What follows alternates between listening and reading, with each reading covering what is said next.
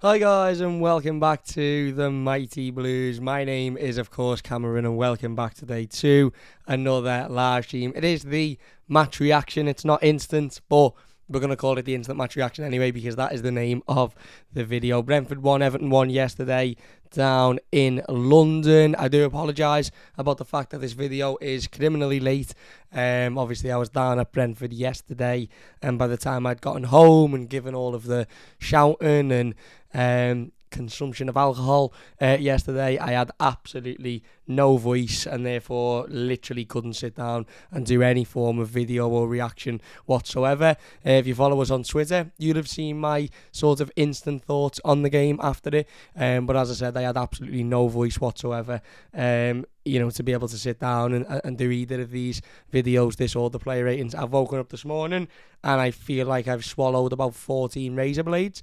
It is extremely painful, but listen, we're dedicated to the cause. We're here. We're going to do the reaction. We're going to do the play ratings, of course, because why wouldn't we? That is what we do. A disappointing result, I think, for me in the end, if I'm being honest. Obviously, Everton massively rode their luck yesterday, given Brentford at the post 2 or 3 times and they hit the crossbar a couple of times as well.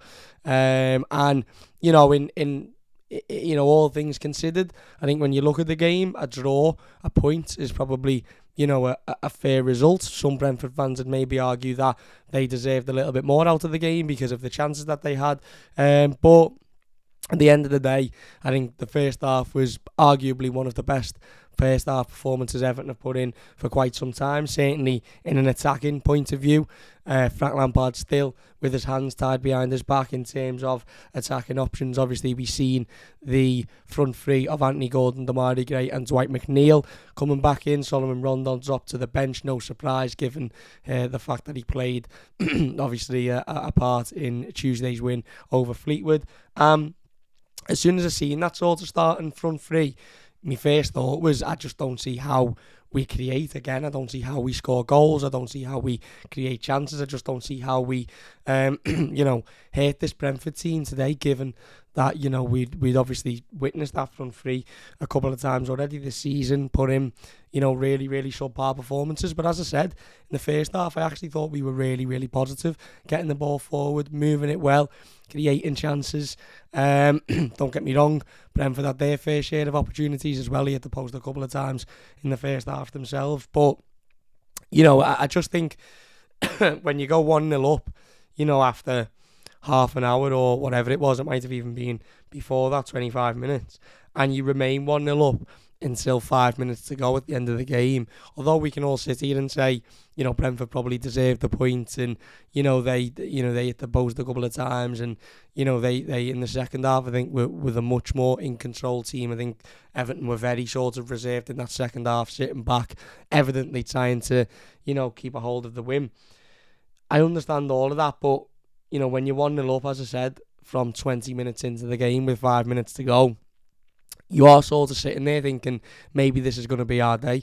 Maybe this is going to be the day where we ride our luck a little bit. I mean, we saw Nottingham Forest a couple of weeks ago managed to pick up a 1-0 win against West Ham, despite the fact that West Ham were absolutely all over them for the entirety of the game. They hit the post a couple of times at the bar as well.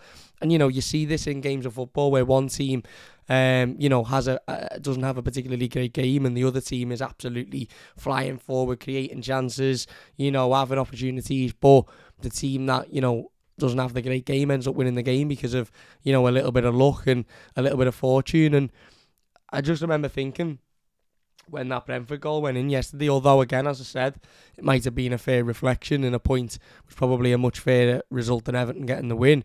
I just remember thinking, we just never have that slice of luck, do we? We just never have that game of footy where we've put in an absolutely, I wouldn't say an awful performance because I thought we were very good in the first half, but we never really have that performance where we ride our luck and you leave the ground thinking, we were a bit lucky there. They hit the post 3 or 4 times, they hit the bar, they had this, they had that. We had nothing in the second half, but we've managed to come out with the win. It just never seems to work like that for Everton. It never seems to go that way, and as I said, that's where the disappointment comes from. I mean, I suppose if you were watching it at home on the telly and you were, a little bit more sort of a bit more reserved about it, maybe you'd see it differently. But being in that stadium yesterday and the atmosphere, which by the way was absolutely unbelievable. I've been to my fair share of away games over the years with Everton Football Club, and I think Watford last season, I didn't go to Leicester, so I can't talk on the game against Leicester. I think Watford last season was fantastic because of that Leicester win. And we didn't stop screaming and singing and shouting then either. But yesterday was absolutely phenomenal.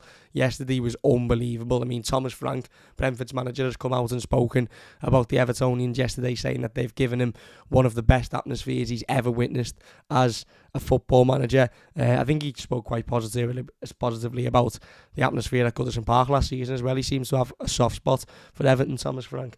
But the atmosphere yesterday was absolutely unbelievable. The singing, the screaming, the shouting when the goal went in.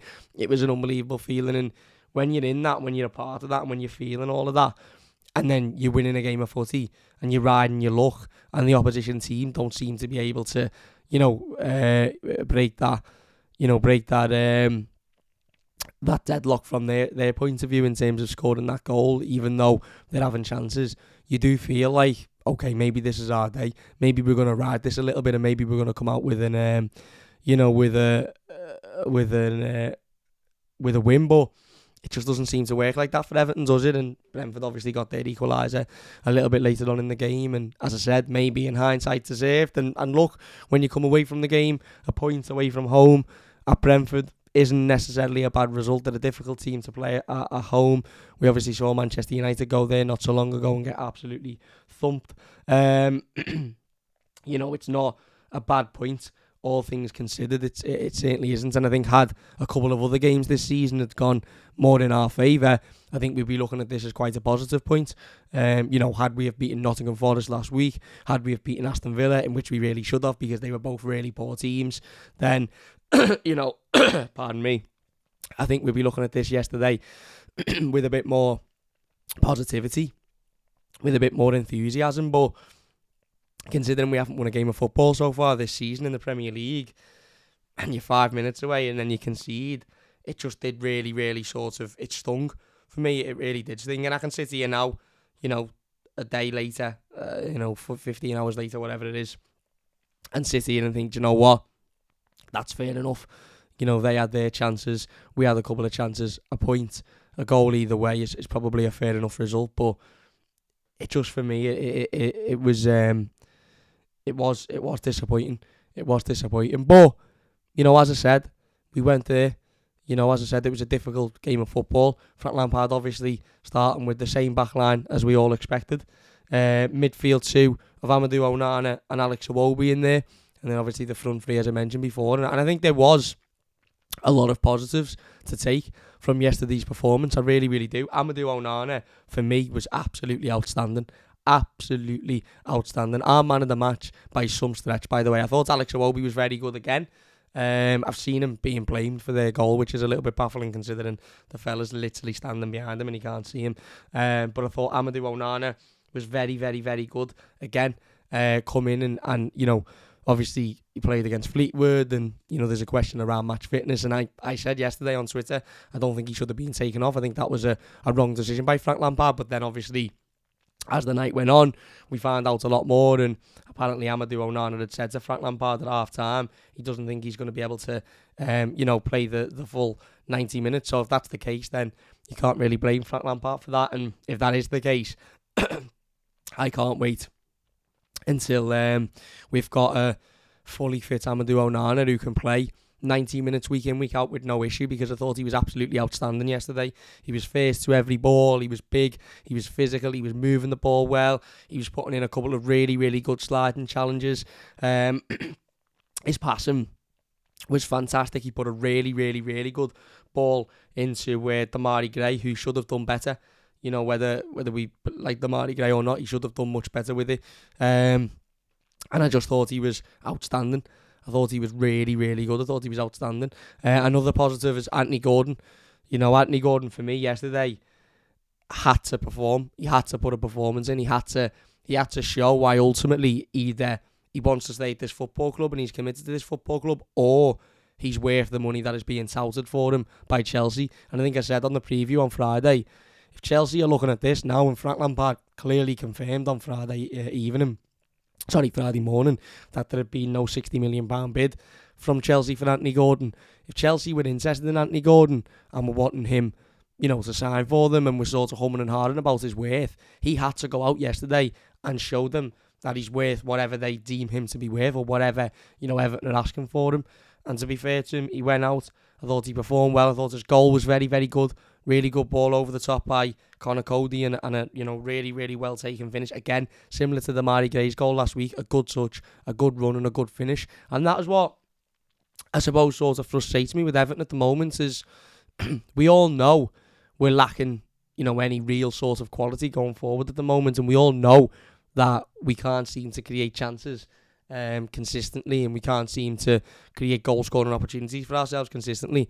And our last 2 Premier League goals have come from a big long ball up the top, a player getting in behind the defence, and effectively putting the ball into the back of the net in the easiest way possible.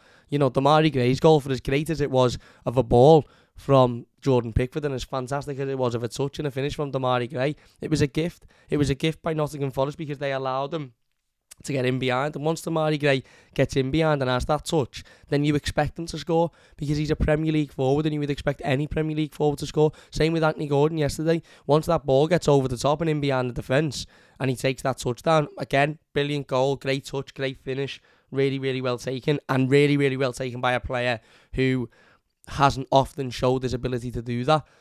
But again, you expect him to do that. This is a lad who's getting touted for 60, 70 million quid.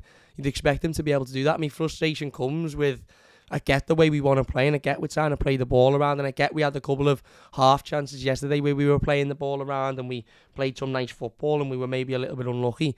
But I just don't see any issue with going route one.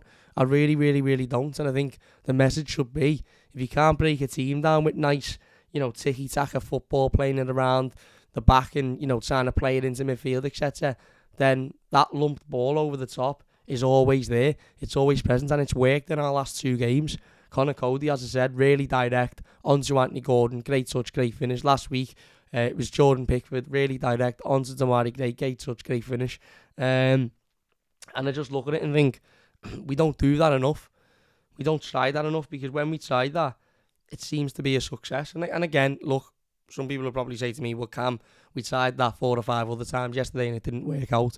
But it's evident that there's teams in this league that will leave space in behind, that will leave gaps in behind, and you've got to be able to exploit that, especially when you're in a position at Everton at the moment where we're not creating many opportunities and we're not scoring many goals. You've got to be able to exploit that defensive frailties in opposition teams, and we have done that in the last 2 games, but I just feel like we could do it a little bit more, because I honestly think there was 3 or 4 other times yesterday, watching from the stands, and I had a really good view of the game. I honestly think there was 3 or 4 other times yesterday where either James Tarkowski had the ball, Conor Cody had the ball, Mason had the ball, obviously before he went off, where we could have just played that long ball and Gray or Gordon would have been in behind all day, because their defence weren't expecting it. And for whatever reason, we didn't attempt it. And I think, to be honest, again, I don't want us to be a long ball team, and I understand people want us to play nice football, and Frank wants us to play nice football, but every now and then, there's absolutely nothing wrong with, saying to your teammate, listen, next time I get this ball in this back line, I'm going to lump it, and you've got to run in behind, because it works. The Dugout Football Channel, Doug, has donated £5 to the stream. Thank you very much, Doug. He says, hello, Cam. Hope your throat is all right. Can you see any Everton transfer activity in before Thursday's deadline? Absolutely, mate. And if we don't do any Everton transfer activity before the deadline, then there will be absolute uproar. We still need another forward, even with, the addition of Neil Mowbray. We still need another forward. We still need another centre midfielder, in my opinion. So, absolutely, mate, absolutely. And I do think there might be a couple of outs as well. Not even relating to the Anthony Gordon situation. I think we could still see a couple of outs in other areas of the pitch for players that, just simply haven't got a future at this football club anymore. Pardon me, bear with me 2 seconds. My throat is absolutely in bits. But yeah, I just think we could maybe use that ball a little bit more, maybe exploit that a little bit more, and maybe get a bit more out of it, because it clearly works. It's worked in our last 2 Premier League games. I must say, I do think we were poor defensively yesterday. Don't get me wrong, Brentford have got a number of good attacking options, and they've showed that, so far in the Premier League this season. In the couple of games that they've played, they've, attacking wise, they've played really, really well. They've scored goals, they've created chances, and they've showed that, the likes of Ivan Toney, Rico Henry, and Buemo and players of the likes can create chances, can, put defences under pressure. But I was disappointed with our defence yesterday. I thought there was a couple of chances, specifically the Ivan Toney header which hit the post. You could see it coming. You could see it coming from a mile off. As I said, where I was sitting, you could literally tell, right, it's going to go to this player now, it's going to come into here, and then it's going to go to Toney, and he's going to have a free header. And when, pardon me, and when you're a fan, and you're sitting in the stands, and you can see exactly how an opposition attack is going to, unfold, and how it's going to play out in front of you, you would expect your defence to be able to do the same. And I just think yesterday, defensively, again, I think we were a bit shaky. Tarkowski, Cody, Holgate, again, for as solid as they seemed on the ball, and in terms of, strength and pace, I think off the ball, and in terms of their positioning, and maybe movement at times, I just think it was poor, and I expect better. I expect better, because there was a couple of times that Brentford got in far too easily, far too easily, and we just gifted them opportunities, we gifted them chances, we gave them shots on goal. And, as I said yesterday, you're probably looking at that game saying it's a fair reflection because of the chances that they had, and because they hit the post and they hit the bar, etc. But the reason it's a fair reflection is because we gifted them far too many chances in that first half. Not so much in the second half. I don't think they had many in the second half, maybe 1 or 2 other than the goal. But in that first half, we looked really, really shaky defensively. I mean, I love Vitaly Mykolenko, but I don't think he had particularly the greatest game yesterday, if I'm being perfectly honest with you. I love Nathan Patterson, and I think his new song is absolutely unbelievable. Absolutely unbelievable. But there were times yesterday when positionally he got caught out. There was times yesterday when positionally he got caught out. I think they were both at fault for the goal.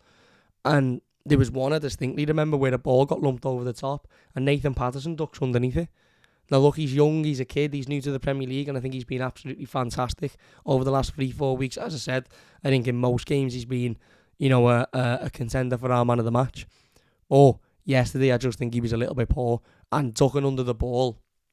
I know you could say, he thought it was going out, or he was trying to shield it out, etc. Ducking under the ball in the Premier League for me is a no one, is a non-starter. Sorry, if you think the ball's going out, then you shield it out and you make sure that your opposition player doesn't get anywhere near it. If you're not sure, then you lash your head on it, or you lash your foot through it, so the opposition player doesn't get on the end of it. You don't tuck underneath it. But yeah, as I said, I thought the defence looked a little bit shaky yesterday. I do, and I think when you're looking at reasons as to why we didn't win that game, I think we could have been better defensively. I do.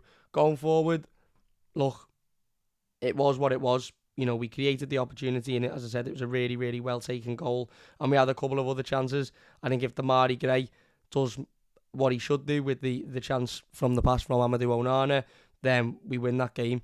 We're 2-0 up. We win that game comfortably. Brentford don't get back into it, and maybe had we have had Neil Mowbray in there or another striker, maybe we would have won that game. But again, it was a missed opportunity. We had a couple of other missed opportunities that we should have done much better with.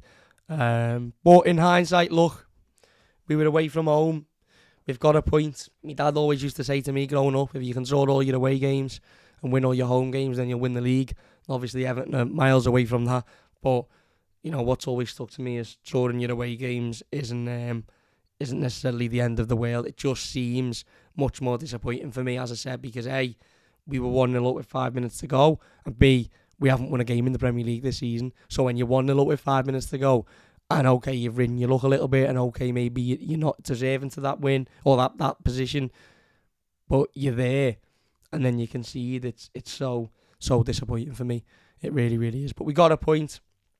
As I said, it could have been worse on another day. those 3 or 4 Brentford chances don't hit the post and they absolutely steamroll us. On another day, we maybe have a Neil Mopey in there who gets a couple of goals yesterday, because I honestly think he would have got a couple of goals yesterday. Or Dominic Calvert-Lewin, probably more Dominic Calvert-Lewin, because obviously we haven't seen Neil Mopey play yet. But listen, it's a point.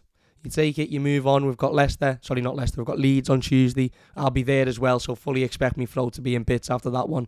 Leeds are a team that worry me a little bit because of their press and because of their pace and because of their form at the moment. They seem to be in a really, really good run of form in terms of the feeling around the football club. But a winnable game. A winnable game, and a game that Everton should be targeting a win, because we need to get a win, because after that we've got them lot on Saturday who have just absolutely steamrolled Bournemouth, who, by the way, are a woeful football team, and will go back down, and rightly so.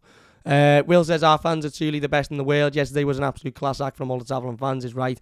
AC says, sound mysterious, Cam, like a young James Bond. Just a bad throat, mate. He said, a good point, good first half, under the pump in the second half, lacking a sense of focus. Point though, onwards and upwards, sounded like a home game. Now we know why Cam's got no voice left. Yeah, it was a great atmosphere. It was. Mo says, positives, we scored first, we got an away point. Yeah. Kaido says, I get everyone is worried, but it's getting boring here, and Lampard out already. There's still 102 points to play for. We're missing a centre forward and can still fly off the league. Yeah, it's still very, very, very early on. In terms of Frank yesterday, I thought game management he maybe could have done a little bit better with. Substitutions, I'm not too critical of, to be honest, because Onana very clearly asked to come off or needed to come off. Had he have not needed to, I'd have had him on all day, but I think Frank Lampard probably would have as well. And the Rondon substitution is what it is. Could he have done them a bit earlier? Maybe. But I think it was more the game management of how we managed that second half. I think we should have gone out at them and gone straight at them and gone for the throw like we did in the first half, because I think as soon as you come out in the second half and within 5 minutes, the opposition team knows you're just going to sit back. You put yourself under so much pressure. But yeah, look, there you go. That is our instant match reaction a day late. If you have enjoyed it, please hit that like button. We will be back at the play ratings in a moment, so don't forget to look out for those. If you have enjoyed this one, please do leave a like. Subscribe if you're new. Big thank you all for watching, and we'll see you later.